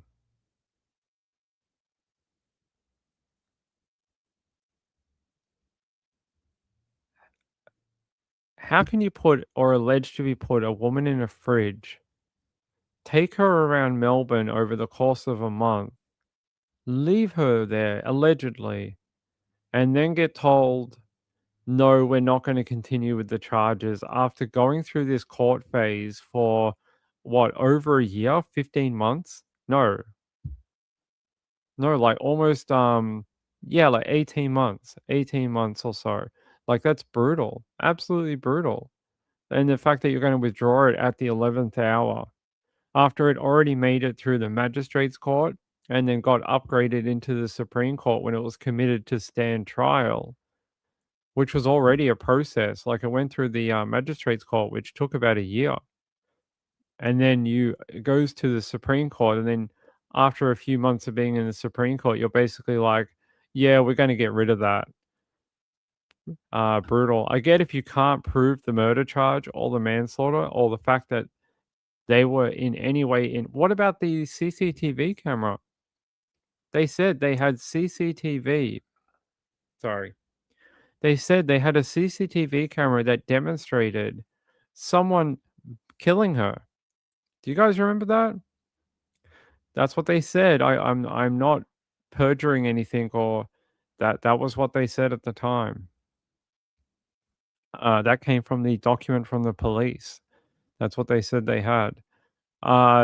Gail said, but he was allegedly seen shadows behind the blinds killing her. Yeah. No, I wasn't shadows. I thought they could see straight in. Maybe I'm misremembering. No, it was nothing to do with either Bell. Just someone in that article I don't really want to talk about. Yeah, me too. Me too. Stunned. Stunned at the outcome, really. I've been so concentrated on the Samantha Murphy thing. I'd sort of let this one go a little bit because it had so long to go. It still had to go through the 198B hearings, which take a lot of time. Then it had to go through some pretrial hearings, which take a few months. So we were like at least 9-12 months. Like, there was a huge period of time before trial. And I was just like, hey, I'll deal with the Samantha Murphy thing. Then I'll get back onto the Isla Bell case when it gets a little further through the court. But, yeah. They're dropping the charges against the friend. So Eyal Yaffe, the guy who apparently supplied the fridge, they are dropping all charges against him. He's gone free from court now. So Eyal Yaffe's gone free. Marak Ganiv is the only one left standing, and apparently they will file a new indictment with the court tonight, but it'll only be on that last charge. It'll be on the perverting the course of justice charge. That'll be it. What can you get for that? Let's have a look. Where is it? Attempting to pervert the course of justice charge. Victoria.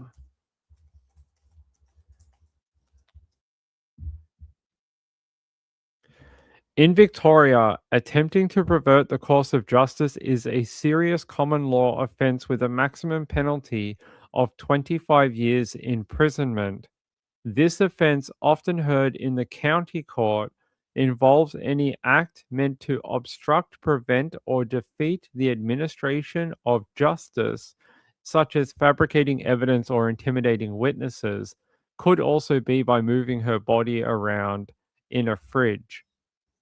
So there you go. The maximum penalty for that is 25 years in jail. Common examples of what that is: threatening or bribing witnesses, fabricating or destroying evidence, providing false information to police to mislead an investigation, or assisting an offender to avoid detection or prosecution. So there you go.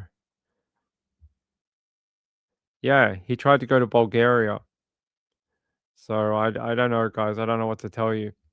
All I can tell you is that we have to go with what the court says. And if the court and the prosecution believe this is the only way they can go now, that's what we have to do. So we have to treat Mr. Eyal Yaffe as the innocent man that he is, according to the court, and the no charges against him. He is just a normal citizen now. That's all we can say. That's all we legally are allowed to say. I am very sad for Isla Bell's family. I really am. I don't know what happens now. Gail said if there are no charges on his friend, is he testifying against him that he helped him remove her body? I haven't heard anything about that. Maybe. I have not heard anything about that. I'll leave you there. I'll leave you there. Very, very, very disappointed. Hold on, guys. Who's messaging me? Hold on.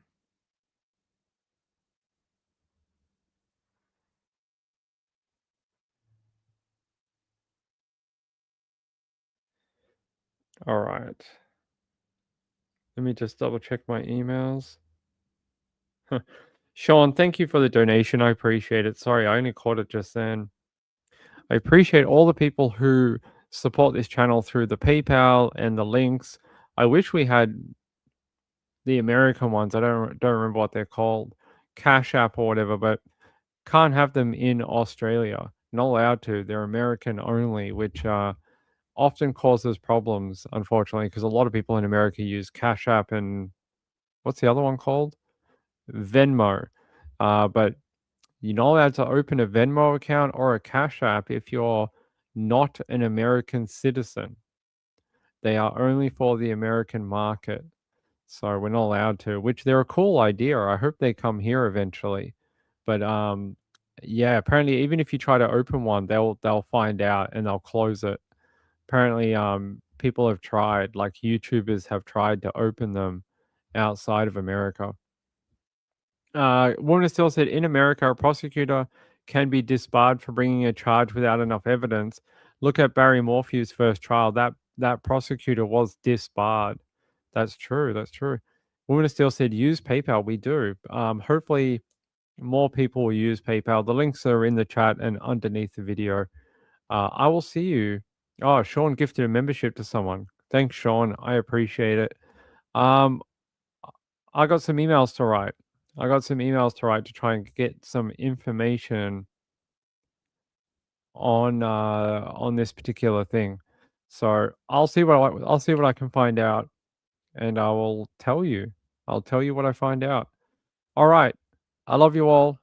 I'll see you tomorrow. Hope it was a fun show tonight doing the find out with me, and hopefully we'll do a couple more of them throughout the throughout the weeks. Laura LGS. Good work, Laura. Yes, thank you guys. I'll see you then. See ya. Bye.